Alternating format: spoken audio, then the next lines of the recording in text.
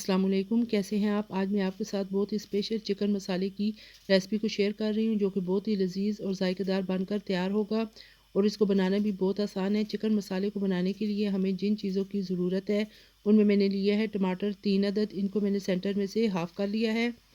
1 cup मैंने दही का लिया है। 3 से 4 अदद सब्ज़ मिर्चें, 2 टेबल स्पून लहसुन और अदरक पिसा हुआ, आधा किलो मैंने चिकन लिया है।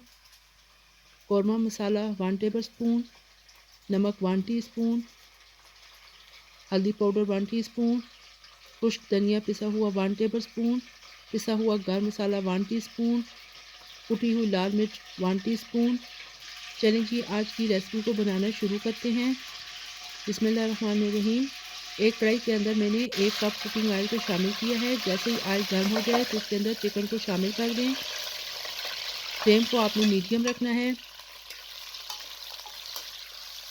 और चिकन को इतना फ्राई करना है कि इसका कलर पिंक से वाइट हो जाए, कलर चेंज हो जाए। ये देखिए, ये तकरीबन 5 से 7 मिनट हो चुके हैं। चिकन का कलर चेंज हो चुका है। अब आप इसके अंदर टमाटर को इस तरीके से शामिल कर दें, साथ में हरी मिर्चों को भी डाल दें और 3 मिनट के लिए तकरीबन कवर कर दें।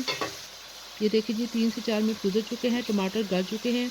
अब इनके छिलकों को रिमूव करके चिकन को अच्छे तरीके से भून लें।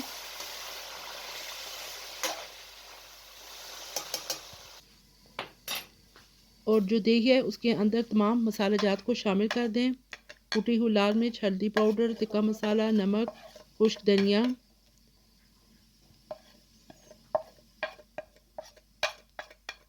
तमाम मसाले जात को शामिल कर दें। साथ में लहसुन और अदरक को भी डाल दें और तमाम चीज़ों को अच्छे तरीके से मिक्स कर लें। ये देखिए, ये तकरीबन 10 मिनट गुजर चुके हैं। चिकन हमारा अच्छे तरीके से पक चुका है।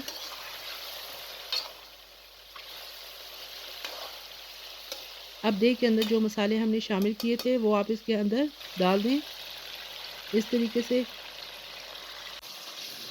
ये देखिए, तकरीबन 10 मिनट गुजर चुके हैं और ऑयल ऊपर आ चुका है।